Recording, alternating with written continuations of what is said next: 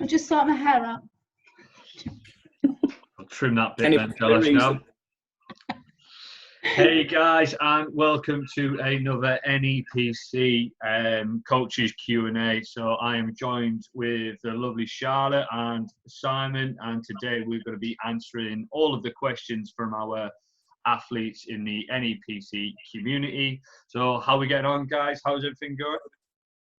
Good, thank you, Stay. Yep, really good. Been a good week. Good stuff.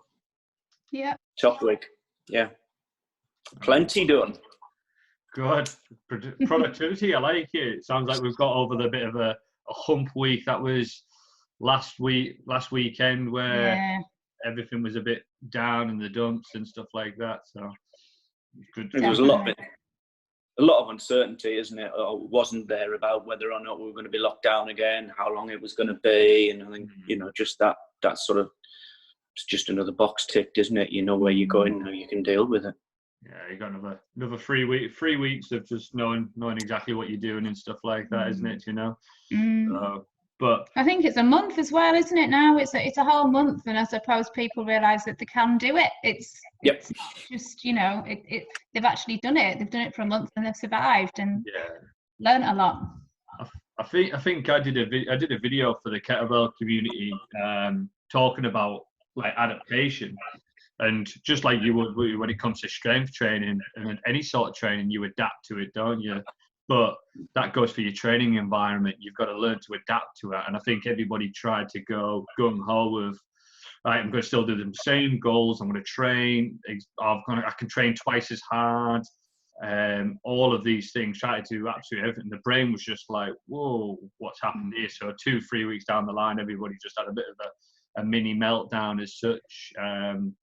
Probably had a few myself, but I think everybody's starting to settle into a bit of a routine and have adapted to the current situation a little bit better, Yeah, definitely. Yeah. And probably learned a lot about themselves along the way, and that they're actually more resilient than they give themselves credit for. Yeah, exactly. We've seen that with the NEPC guys and stuff. Yeah. I think we've just definitely we've brought everybody together and stuff now. I think everybody's just started to settle down, and I'm not seeing as much, or maybe I'm just starting to ignore a lot more of the rubbish that I'm seeing online and stuff. And there seems to be the behaviours of some people have started to settle down a bit. So hopefully that continued. Yeah, definitely. I'm not seeing as much. I'm definitely not seeing as much. Yeah. I'll probably because I've unfollowed everybody. Yeah, that's it. Yeah. I go on social media and it's just my news feed. Don't unfriend, just unfollow. That's it. Yeah, just unfollow. Just unsocial media. Just keep seeing Steve Gordon's stuff. Hell of a guy. You should listen more to him, yeah, he knows his stuff. Right, guys. So basically, let's jump straight in then. So the theme of NEPC this week has been recovery off the back of everybody sort of gung-ho and going out the traps and stuff. And kind of on that theme, then, what's kind of been your biggest takeaway in terms of the recovery stuff this week, as we've been sharing it and stuff like that as well? Simon or me? Either. Yeah. I think for me the biggest takeaway is in terms of recovery is getting an understanding of what recovery looks like, and understanding the different levels of recovery as well. So when you need to recover, when you don't need to, sort of getting an understanding from a just of yourself, really, as we were discussing earlier, is getting a really good understanding of the timing of it, and making sure that your training and your recovery match each other. So you're not overtraining, you're not under recovering. As you said, the first 3 weeks everybody went gung-ho at it, and we did to an extent as well, both from a work and a training perspective. And so it's just kind of just understanding the timing of it and the focus of your recovery as well, I think has been the biggest thing for me. And I think a lot of people in the group as well are starting to kind of, like you say, understand how to structure the training and to build that recovery into it. Yeah. Well, what's your takeaways from this week, Si? I think it's been that mindset. We touched on it last week, where recovery isn't just a kind of a passive, or you can think of it better as not just a passive thing that happens. You can actually do something that is, this is my recovery time now. So, I'm going to do an hour on the bike, or, I'm going to actively do 15, 20 minutes of kind of mindful movement, be it stretching, be it yoga, whatever it is you want to do. And actually, just because your heart rate isn't, going through the roof, your body is benefiting from it. It's still, you can almost still treat it as part of training. We were talking the other day about kind of looking at, my heart rate in my sets now with the kettlebells, with all the stuff that I've been doing, all that green zone stuff. It's paying dividends now, and it does take a while to get your head round to that way of thinking. But and I think this week, looking at Charlotte's posts, it's been, I don't do enough of the movement stuff anymore, and so that's been really good for me as well. Yeah, I think the perfect analogy I've come up with it for in terms of like a furnace. If you think of like an old steam engine, back in the day and stuff, there was a time when they wanted to go a little bit faster and stuff like that, so they'd chuck more fuel onto it. That's kind of your training, your stoking that fire. But then there's a time when it would either go too hot, so they just needed to cool it down. But they wouldn't just sort of go, right, stop putting wood on it. They would close the door, they would change the way the air went through it and stuff like that, just to get the right sort of temperature. And I think that's the way I try and look at my body in terms of that full process, in terms of like, there's a time when you need to chuck fuel on it, and there's going to be a time when you're going to need to sort of just close the door and let the air blow through and still let it roar away at a steady speed, So it's a nice simple analogy that I've sort of come up with this week that just helps simplify it and helps you sort of manage it. Because I think we've all been guilty of going, okay, today's a hard training day, tomorrow's a recovery day, then it's hard training, then recovery day, and we seem to sort of like pigeonhole it and segment it. But because recovery, you can't really see it happening as such, it's just kind of like, oh, well, I can get around it. Do you know what I mean? You see training, you get feedback from training. Sometimes you don't get feedback from recovery. Recovery feedback comes back in 10 days' time. When you either step out of bed and fall over because your legs just don't want to work anymore, or, you just overcooked it, and results start to diminish, so. Do you think your recovery over the last few years has changed as well, Steve? I think, because I noticed even just the last couple of years since I've been working more closely with you, that you seem to have changed quite a lot in terms of how you recover now and how much attention you pay to it.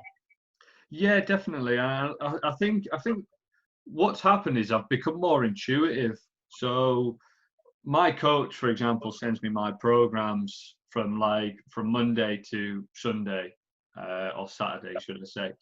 Now, there's times I know my body very well. I've spent a lot of time getting quite intuitive to it. So there's going to be times when I know that, do you know what? I'm just going to do my recovery run today, and I'm going to do it on this way and change things about a little bit to sort of suit.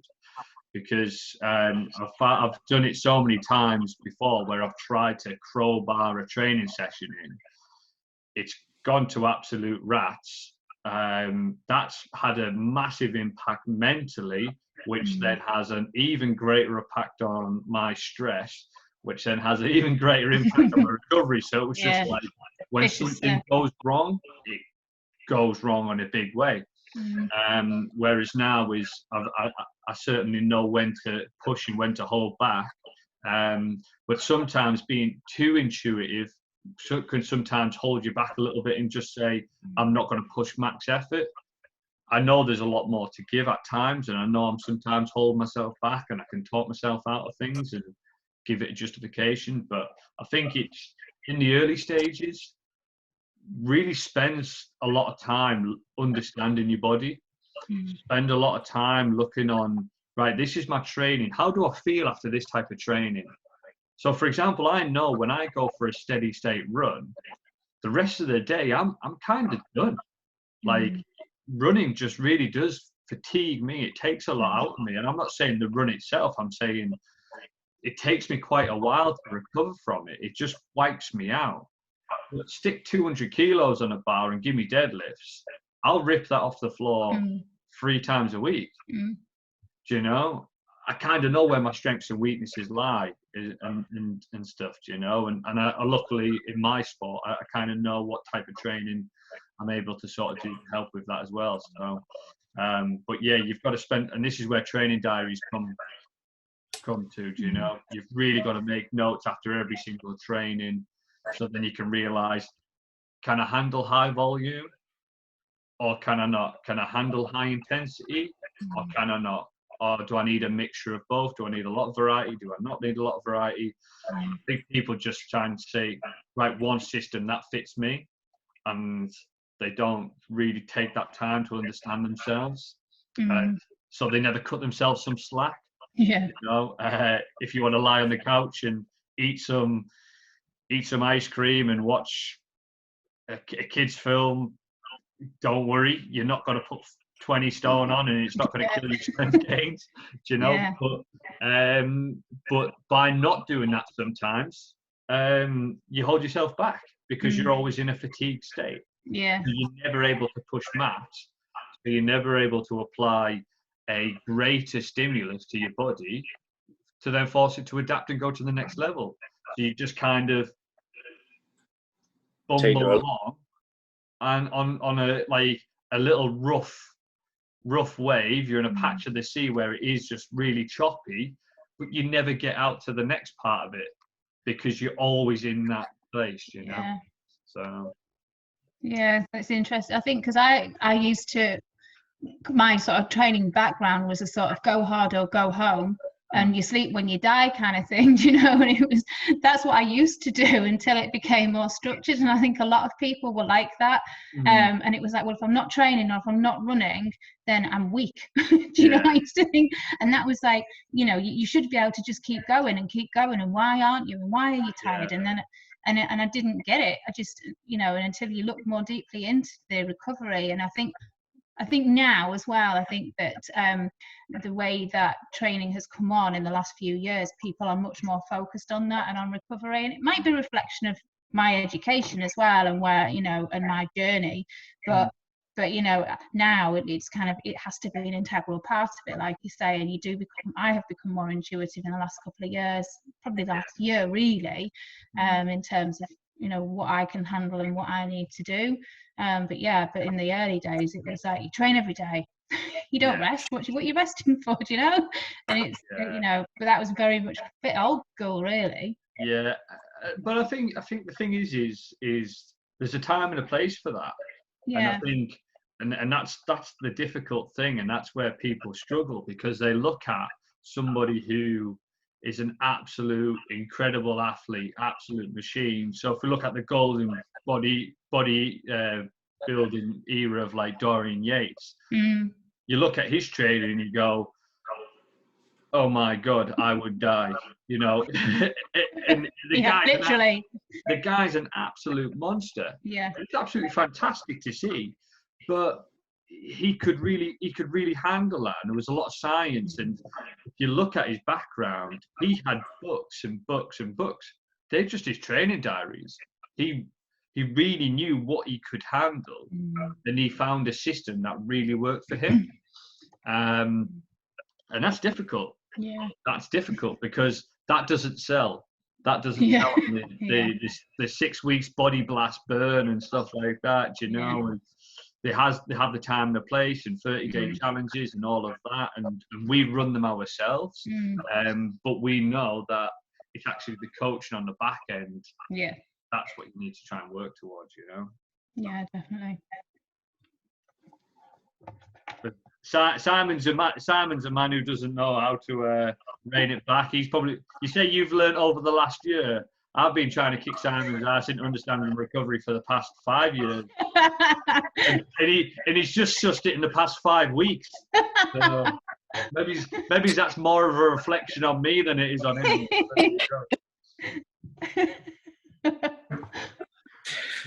You recover when you're injured. Yeah. Yeah. You can't train. Yeah, that's it. But I think Simon, we've had this discussion many a time, because we've kind of been on a journey where when you first came to the gym, you were in a position where you had a really good engine on you, work capacity. You were physically fit, but you were also in the mindset of just push. But as I don't want to say it too much, but as you got older, it's forced you to reevaluate and go, actually, I can't do what I could do. I couldn't do what I mean, my back, my body, my knees, you know, I cannot do what I used to do. My elbows, my wrists. Sorry, this finger knuckle. You know, I just cannot do what I used to do. Yeah. 4 years ago. Yeah. In terms of, I mean, I came off the back of a volume set last 2 weeks. Now, you know, I didn't feel like I was breaking down. It was only a 2-week volume cycle. Now we're obviously going into a strength cycle. I stood at the top of the stairs this morning and thought, Jesus, they look really steep. Might try the handle on this one to get down.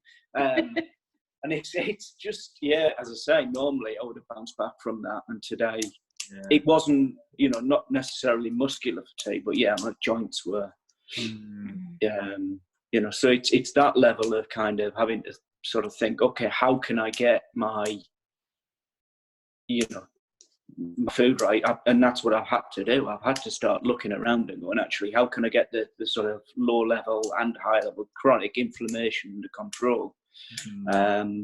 You know, as well as kind of trusting what you're doing with the training volumes and stuff. And, you know, as I say, we've been working together for a long time now, and we both know kind of now how my body reacts to certain sort of training protocols and how long we can work those protocols for before we have to mix it up a bit.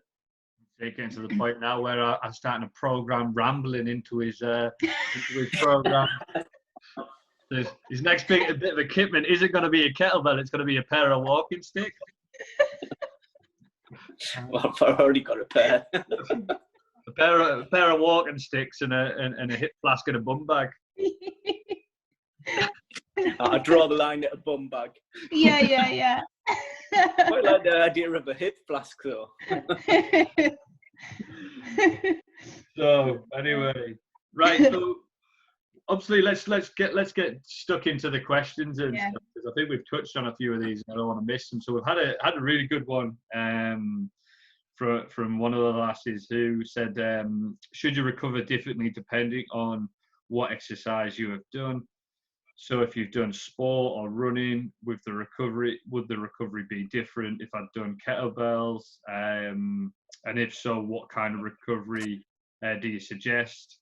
Or is it more of just a kick back and relax kind of thing, do you know? And that's a really good question, do you know? And it's one of the ones that every single one of these questions, I'm going to answer it exactly the same. It depends. Yeah. Yeah. But Charlotte, when you read that question, when we were obviously chatting, what was your kind of first thoughts when you won that? When you read that? Yeah, it depends. Well, yeah, for me, it's about there's so many different factors that come into it, and it's. Should we talk about super compensation? Yeah, let's get sciencey. Yeah. Let's get sciencey. Yeah, a little bit sciencey, and obviously for me, it's about supercompensation. So it's about the ability of that athlete's body to adapt to the stress that's been placed on it and the stimulus that's been applied. So if it's a case of doing some sport, I think, was it running? I think, wasn't it, Steph, isn't it? So it might be basketball, so it might be kind of explosive, then the recovery is going to be quite different than if she's been doing a sort of endurance work in kettlebells or strength endurance, because her body is going to adapt differently to those different types of, so whether it be strength, whether it's endurance, or whether it's power, then that's going to determine the type of recovery. If it's a strength session that she's been doing, that's going to take her body up to 72 hours to recover from that. If she's been going for for a run, that could be sort of 8 to 12 hours. So it really depends on what it is she's been doing at that particular moment in time, and also what else she's been doing. Has she been working? Has she had a stressful day? The other factors that come in, so lifestyle factors as well are going to come into that. So it's going to depend on where she is in her week. So there's so many different factors to come into it. It's so individual.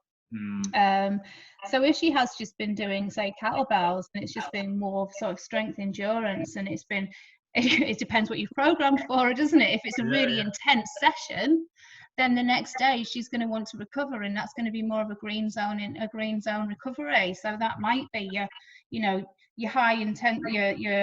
high performance recovery session, where you just want to get that blood flow going and get the central nervous system stimulated to start the recovery process. So that probably sounds like a really complicated answer, but it does really depend on the days and the intensity of what she's been doing.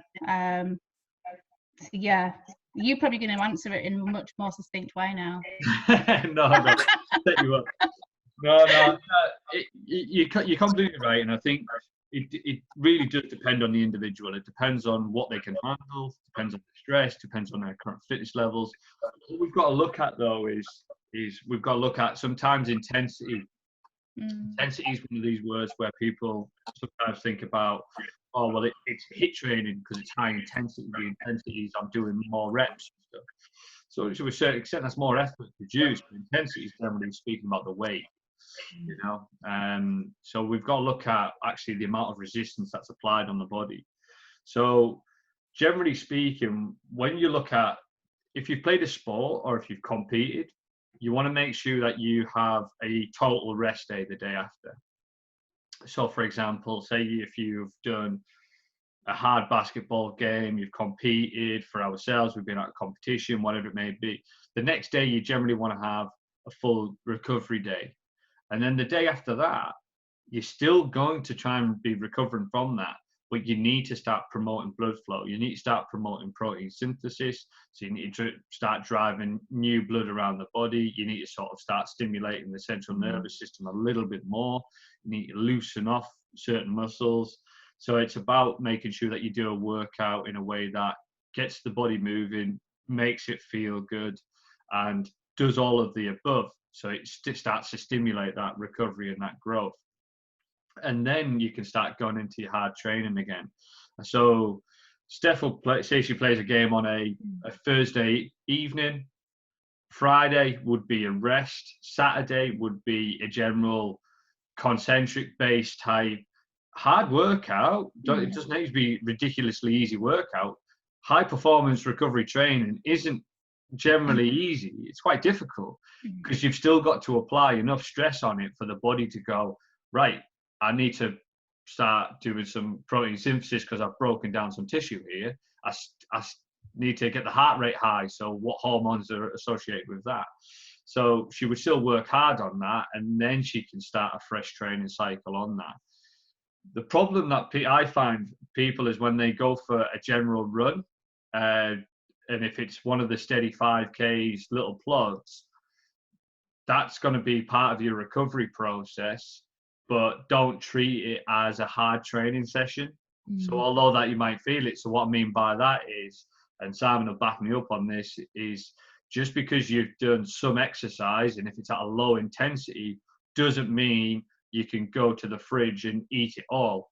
Do you know? It doesn't work like that. You're trying to stimulate a process of speeding up the recovery process. Do you know? So that's the way you've got to look at it in terms of depending on what you're doing. So just segmenting the two between a game is really intense, going for a little 3K run around the park while your kid's on a trike. That isn't training. That's just a form of moving. So make sure you get that distinguished, you know, make sure you make that distinction there, you know. And that form of, but then, and going into that, you know, spending time with family, and, you know, that's part of your kind of, you know, your daily recovery process in a way as well. Do you know, that's a different, but it's a different element to it, isn't it? Yeah. Totally different. One of the biggest things that came out of a powerlifting gym in America, these guys would meet up on a Saturday. They would just, and it'd be like a max day. This would be like a max strength day. They would just put some crazy amount of weight on the bar. They would smash it. They would, to speed up their recovery process, they would go for a coffee. They would have a laugh. Do you know? They would go on, because laughter does speed up recovery. It's part of that recovery process, believe it or not. It's a parasympathetic, because you're de-stressing the body and you're forcing it to go into a rest and digest. Yeah. You know, when you're having a laugh and you're chilling and you're socializing with friends and family, you start to have a laugh. That's promote recovery as well. You know? Yeah. So laughter, the PN guys, the precision nutrition guys put it really nicely. I remember they said a restful sleep is like, and a good laugh are like a carnival for energizing and recovery hormones. I thought that was quite a nice way to put it. Yeah, that's it. You know, you get a big old dopamine release. You're just really reducing all of the cortisol and the stress hormones in your body and stuff like that. Yeah. Which all speeds up. Which without them, you ain't growing.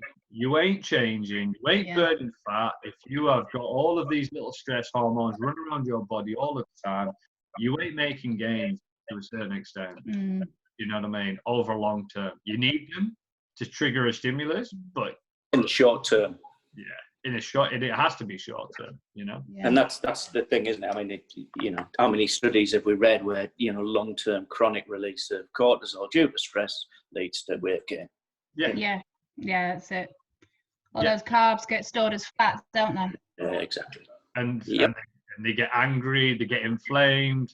Yeah. When you get inflamed, you look puffy, you feel puffy, you feel sluggish, you feel lethargic, and it just ends up being in a massive cycle, doesn't it? Yeah.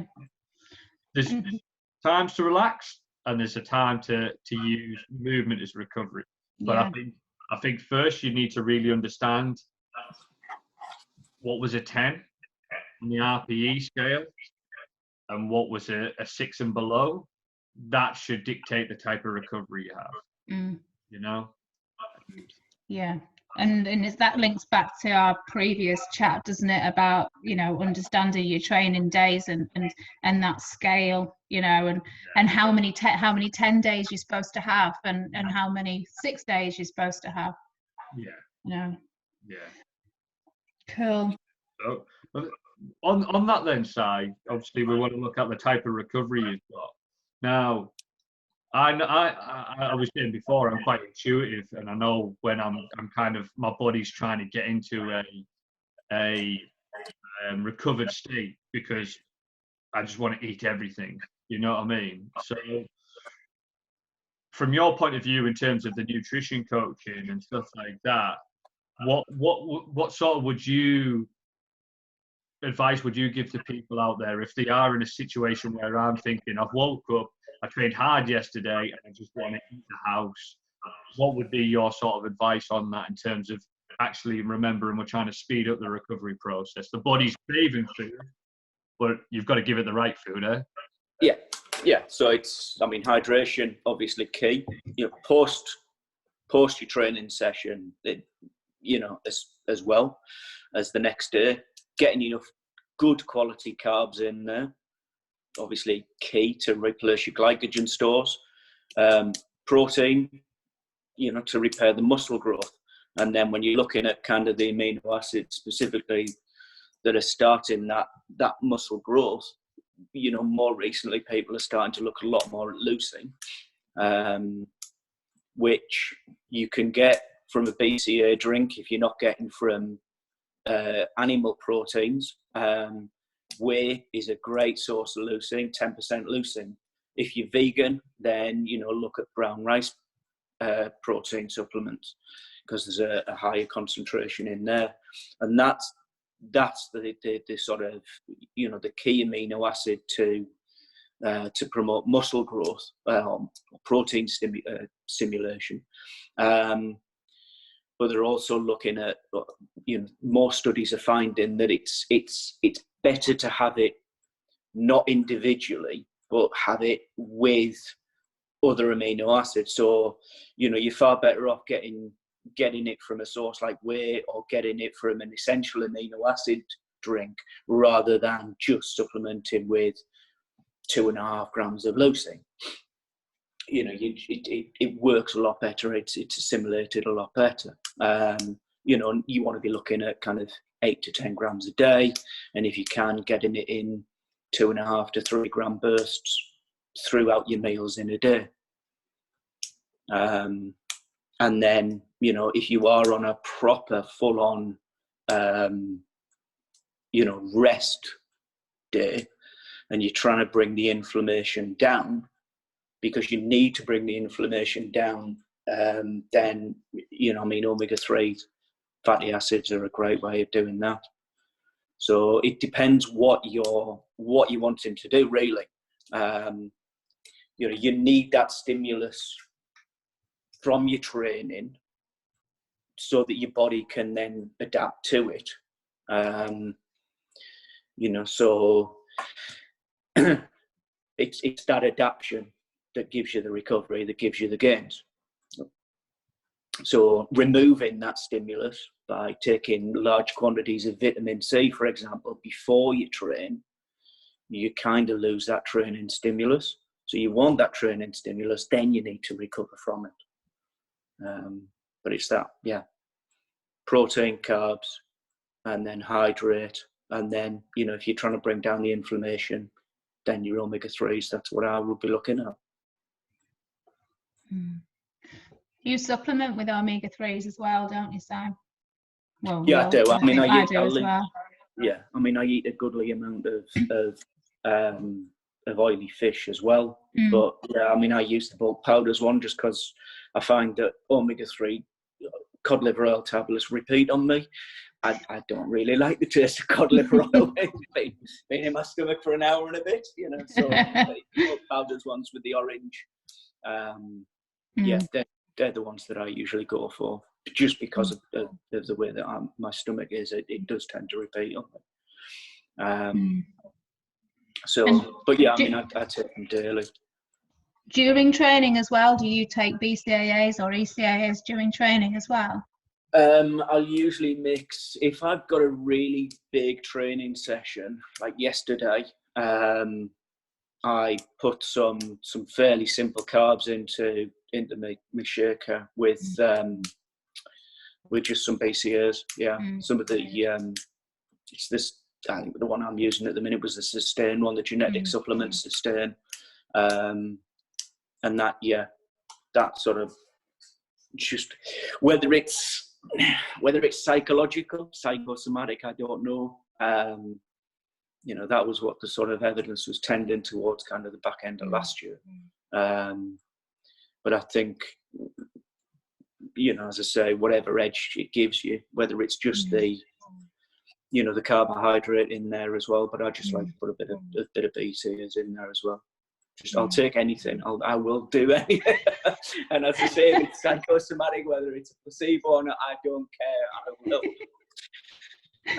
You know, but yeah, if I haven't been able to eat before, you know, if I know I've fueled a training session correctly, then, you know, water's fine. I've got the stuff I need from food. But if I've had, you know, an omelette for breakfast, for example, and then, you know, I've gone into a kind of an unplanned big old training session where, you know, my recovery is fantastic. then, you know, I do need something else in there, then I will. Cool. Good stuff. Cool. I think that one links in really nicely to what Claire's asked in terms of I have a rest day each week, but what are the signs? I should need an extra recovery day, recognizing the difference between needing one and just being fatigued from a previous workout.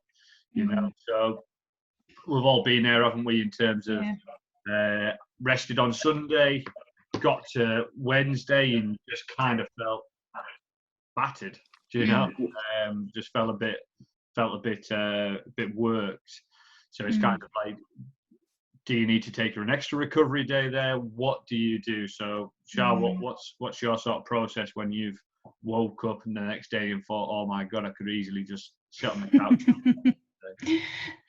So if we're in the gym scenario, as opposed to being in a home scenario, obviously we've got a few different things we can use, but at the moment, just being at home, as you know, I use an app, but I have a resting heart rate is the first thing, isn't it? And just looking at that, and I take that every morning when I wake up, without getting too technical, but also taking HRV as well.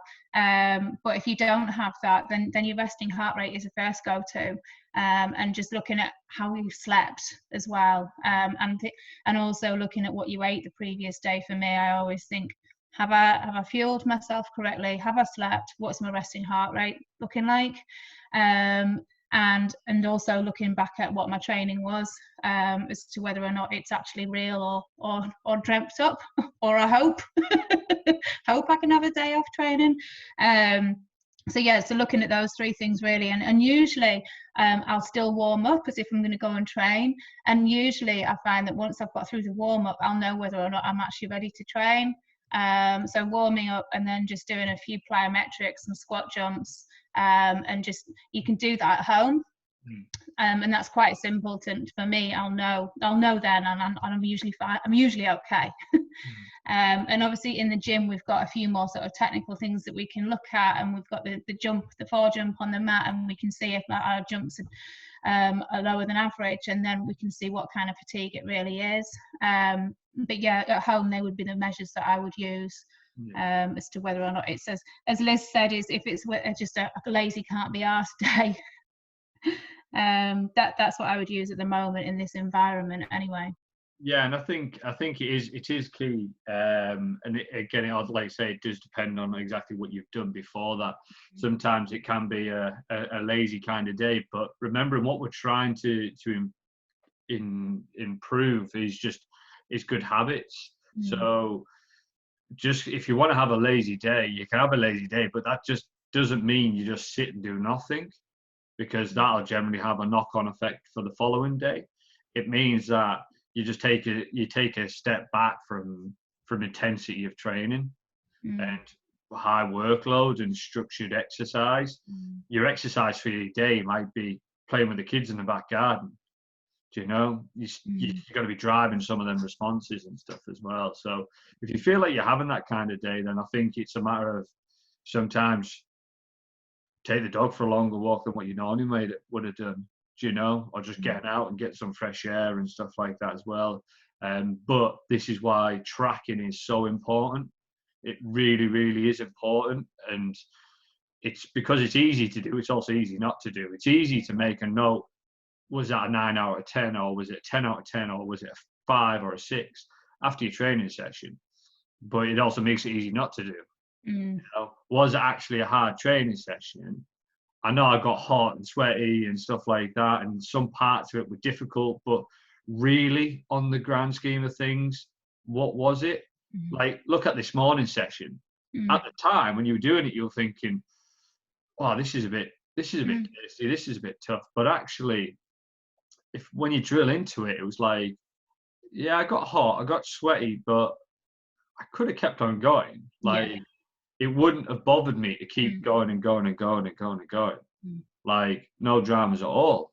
So for me, like, this morning's workout was probably a 6, you know? And that's kind of what we're looking at here, you know. And this is where you've got to really just make notes on your training. So I think if you're having those sorts of thoughts and just saying, I'm feeling a bit tired, do exactly what you say, get some warm up, do some movement, but look back on your diary, you know, and find out. Yeah. You actually tired on your head, you know. As if you've done max rep deadlifts the day before in the gym, chances are you are going to be goosed. Yeah. You know? Exactly. Yeah. You know, but unfortunately, we're not doing those right now. No, that's it. But at the end of the day, and this is a really crucial thing. People have got to look at the type of training they're doing at the moment. It's very, very metabolic work. So what I mean by that, it's kind of your strength endurance type work where you are just working at, it's not max effort because it's not max weight. It's kind of that middle zone where it just burns, it just sucks, it's just difficult. It's kind of looking at the glycolytic system. So you're working in bursts of 30, 45. The body hates that. Yeah. Because it's not really designed to really utilize that energy system full potential. And it's not an efficient energy system to be said. But it causes a lot of damage, causes a lot of fatigue, it causes a lot of substrate in terms of lactate and everything else as well, and that burn and everything else as well. All of that substrate is going to be flying around the body, do you know? A lot of waste, isn't it? Yeah.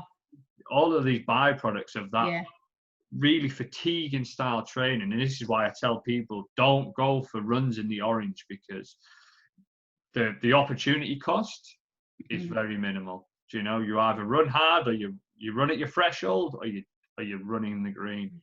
Try and stay away from the middle. Do you know? And your training you should really try and avoid that orange zone as much as possible. So on that, with your training, if you're going to train hard, make sure every single rep is 100% effort. If you are doing jump squats, burpees or something, aim for your head off the ceiling. You know, that's the intensity. But if you can only do 5, you're going to get more benefit out of them rather than somebody who's jumping up 2-3 inches for 45 seconds, because all they're doing is just tiring their body out, but not really benefiting and not building their fitness in any way, shape or form, you know? Yeah. And that's where Simon used to spend a lot of his time. He loves that orange zone. He loves that orange zone. Yep. Stick a kettlebell in my hand now when it's a red zone, though. All the time. Yeah. That's it. Definitely. No kettlebells green. Kettlebells red. Yeah, so I think we hopefully we've answered that for Claire. If you feel like you need a rest day, then I'd say follow Charlotte's advice and just do a bit of a 5-and-5 warm up, and then that'll give you the feedback there and then if you are actually due a rest, or it's just in your head, you just feel a bit lethargic and you just need a bit of a kick up the backside. That'll give you your feedback straight away. But if you do get to the end of that 5-and-5 and a few jumps and flyers and pogos and you're still not feeling it, you haven't done any damage, and chances are you've probably sped up your recovery process. You're not. It's win-win. Do you know what I mean? Yeah. There's no lose-lose here. If you do a 5-and-5 mobility warm up and go, I still don't feel right, you haven't lost out. Do you know what I mean? You've still gained. Still got. It's a nice primer for the next day as well, isn't it? Yeah, exactly that. Yeah. I think as well, just on that note, if you've got, if you are recovering, as Claire's just started doing bits of your strength work as well, and if you've got DOMS, so you delayed onset of muscle soreness, that doesn't mean that you have to have a rest day either. Some people, it might be, but I'm really aching, and actually the best thing you do is get the blood flow going to those muscles to help them to recover. Get rid of that waste product. Yeah. So just on that note. Yeah. Cool. So, yeah, hopefully we answered that, Claire. So looking on to the next one. how do you get the best out of a recovery day? Is it purely a case of feet up, Netflix, or are there good recovery habits you should practice? Charlotte, you touched on that high performance recovery training before. Yeah. Do you want to just kind of explain that to the guys and stuff like that? Do you want to explain a little bit more about what does that actually look like? Yeah. So with that high performance recovery, it's about so what you might do is a couple of heavy kind of compound lifts. So in my high performance training, we've done you really want to stimulate the central nervous system, but not to the point of massive fatigue. So for me, my sets have looked like a really good warm up mobility, as we always do, so 5 and 5, and also then ball slams.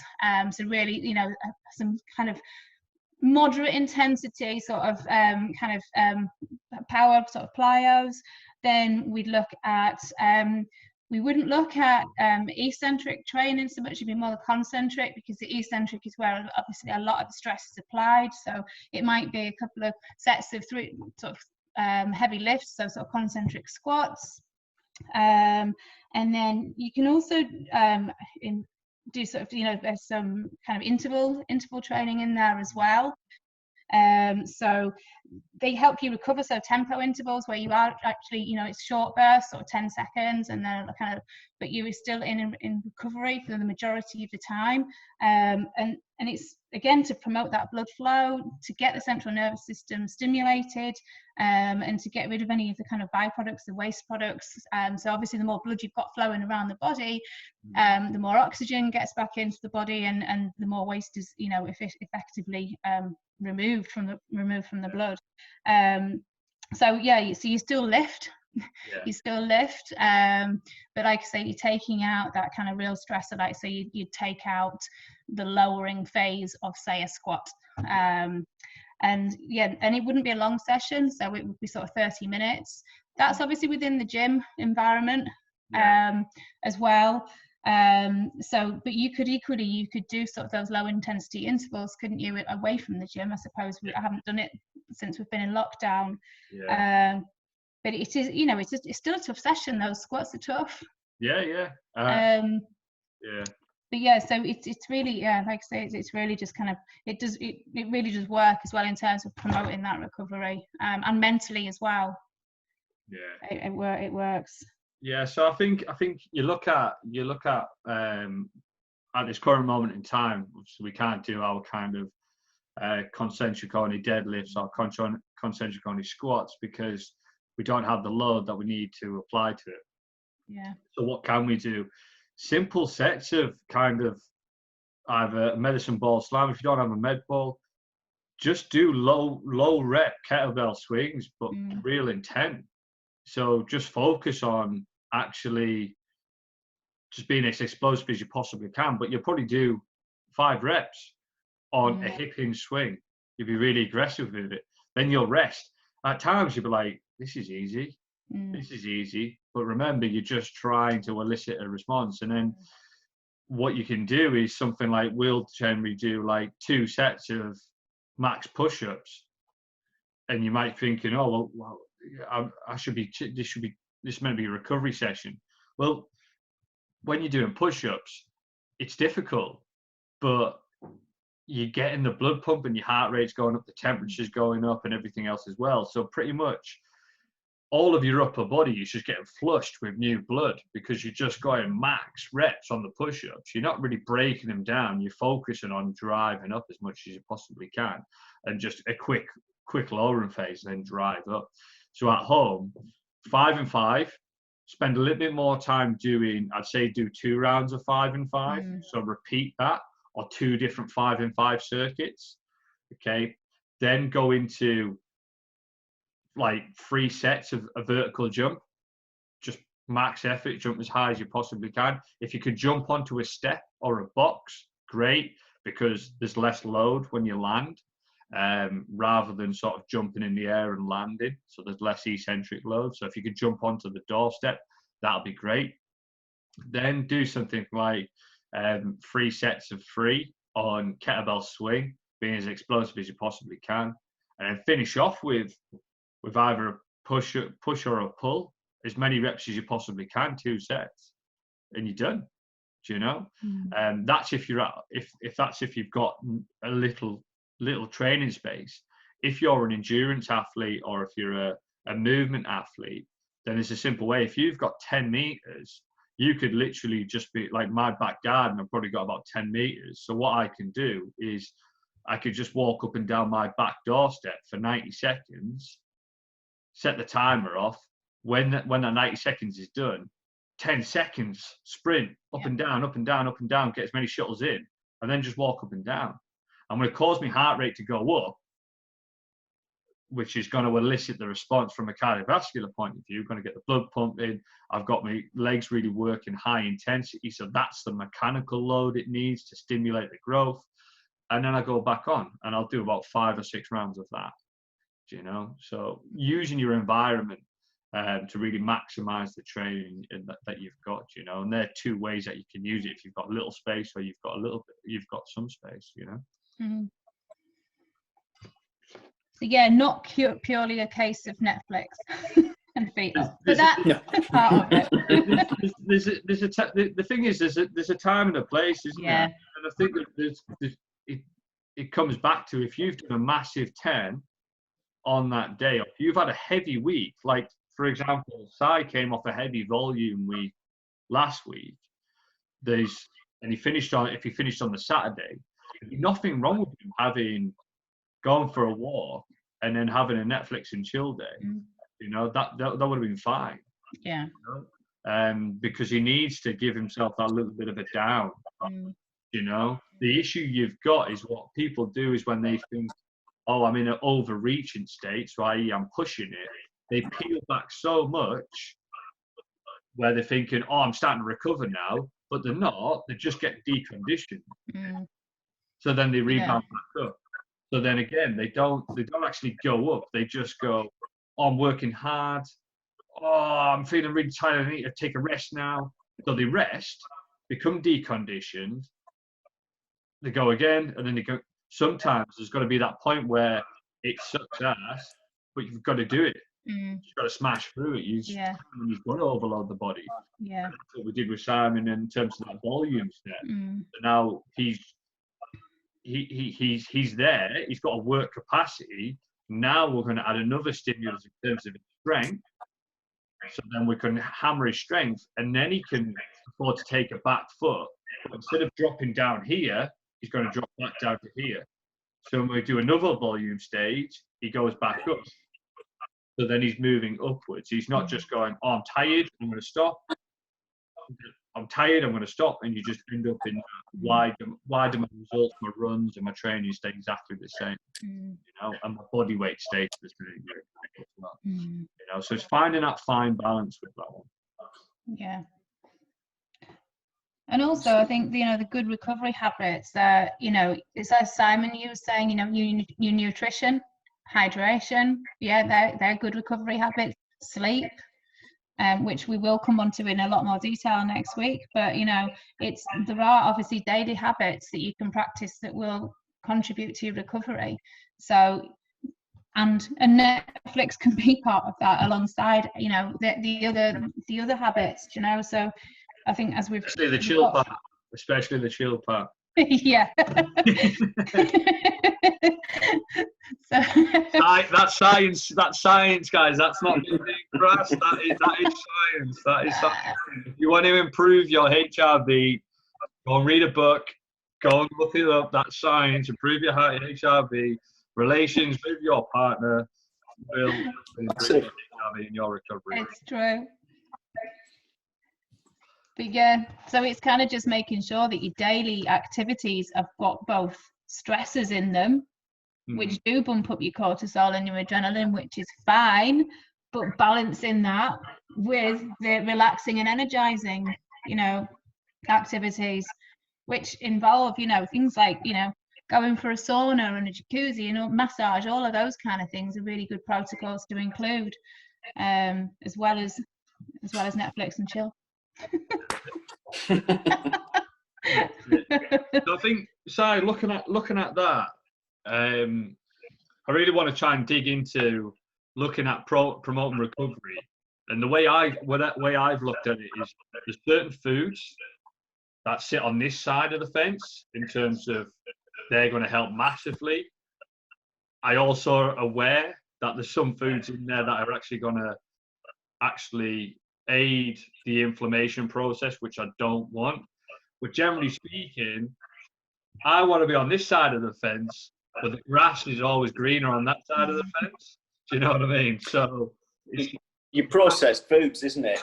yeah, that's it. And processed foods tend to be a lot higher in sort of omega-6s, which cause the inflammation in your body. And that's, again, it's that balance of the omega-3, omega-6. Your Western diet, your highly processed Western diet, the ratio of omega-3 to omega-6 can be like 20-1, which is crazy. You want it a lot closer to 1-1 just to get that balance. And this is why it's Charlotte says it, I say it, you say it. It's all about that minimally processed, minimally processed diet where you're eating real food. And the more that you're eating real food, and the more that you're eating, or the fewer ding meals that you're eating, anything that's coming out out the sort of pre-processed style, you're far better off with that. Is just a great rule of thumb, isn't it? Yeah. So basically, I think what you're trying to say there is actually use the single ingredient approach, isn't it? Yeah. If it comes out of a, if you want to eat loads, but make sure that the meals that you're making is kind of single ingredient. And there's another little thing is, if you want a treat, make it. Because chances are, if you want something bad, you'll go, caviar. Absolutely. It's where those fakeaways come from and stuff. But it's do you have processed sugar, or do you get your sugar from fruit? And it's just that. It's far better off getting it from a piece of whole fruit rather than, a fruit-flavoured yogurt, which has got all of your simple sugars put into it. It's got all of the emulsifiers put into it. Keep it real. Keep your food real. Definitely. Right. So I think that's hopefully that's covered that one. So top and bottom of that one again. Good recovery habits. Do some good movement. Promote the blood flow. Walk. Laugh. Spend some time with your family. Act a bit stupid, and just use a single ingredient approach to your food, and that'll help speed up your recovery. Yeah. So then obviously the final question that was off the back of that one was, I think this leads into somebody who was feeling bad last week. Similar sort of question was, I avoid recovery days altogether because I feel so guilty. I'll get to like 6 o'clock and I panic, and I'll do a session on the days when I'm not doing my program, and I think it's common, because it goes back to the more is better. Gotta be. When it comes to exercise, more is better. Calories in, calories out. More. And I think to answer that one, I think what you've got to look at is the training that you're doing. You've got to make sure that when you train, it's at an intensity which gets in a response, or you're promoting a recovery to that. So, for example, if you want to take an easier session, you're still going to get some good benefits out of that. But the red days have got to be red days. Your recovery days, you've got to have them, because it works like this. You're here before you've done anything, okay? You do some training and it causes a dip here massively. So depending on the type of training you've done, it'll cause the dip. And then you'll rebound back up here. Now, if you don't give it enough time to rebound back up to this position, so you'll end up here for a short period of time. If you don't give it enough time to hit here, and you just constantly kick the living daylights out of it, you're either going to stay below that level, that line, or you're just basically just going to go crash so far down, which will just get yourself more chances of picking up coughs, colds, sort of injuries, soft tissue injuries, ligament issues. Obviously for women, you've got things that you've got to look out in terms of your cycle and stuff like that. Could have detrimental effects on that. Poor sleep quality if you're under recovered. Your training quality is not going to be great. All of these things could spiral. And actually, again, if losing body fat is a main goal, if you're in an overstressed state, remember training is a stress, you're constantly just adding stress after stress. You ain't burning fat as much as you want to, you know? Yeah, restoring it. Yeah, that's it. So hopefully that answers. Have your recovery days. Don't feel guilty. And remember, recovery days doesn't mean just lying horizontally and watching TV every single time. A recovery day just means having a day of rest from structured exercise. Still go for a walk, take the dog out, do some stretching and stuff like that. That's very low intensity, no more than 10 minutes. Doesn't have to be a lazy day where you're just going to eat kebab and chips. You know? Unless you made it yourself, then Sam would say that's okay. So that's the next recipe, isn't it? Yeah, chocolate brownies. I was waiting for Sai's recipe on homemade doner kebab. Yeah.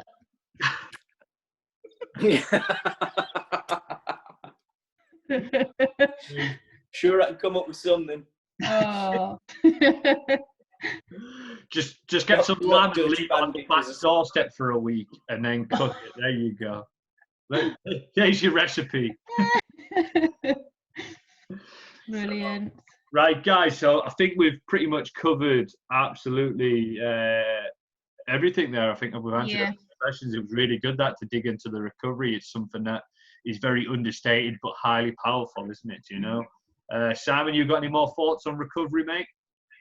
No, it's just that mindset, isn't it, of actually thinking I am benefiting myself. I am actually actively benefiting my training here. Which again goes back to that last question, doesn't it? I am actually doing something here, so I shouldn't feel guilty because I am, doing something on my recovery days. There we go. Good stuff. Yeah, good thoughts. Charles, do you want to finish off the show? Do you want to sign us off? Yeah. So I've just found a really lovely quote today from James Clear. I think quite a lot of you will have heard us talk about him. He's the author of a really, really good book called Atomic Habits. All three of us have read it and, would highly recommend it if you haven't read it already or listened to it.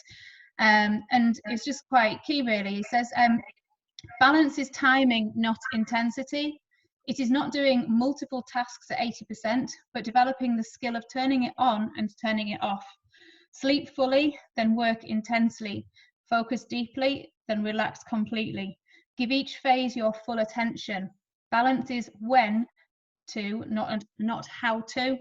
And I just think, I really liked that. I think it's really, it's really important because we're always being pulled from all different directions. And I think it's, it's really key to actually focus on what you're doing. And, I really try and do this because I'm really bad at it. And it's something that I'm really going to try and focus more on because I think it's really important when you're trying to get you get 100% out of things that you're doing. Absolutely. I agree with that. Yeah. I'm not going to pull out that thread at the moment.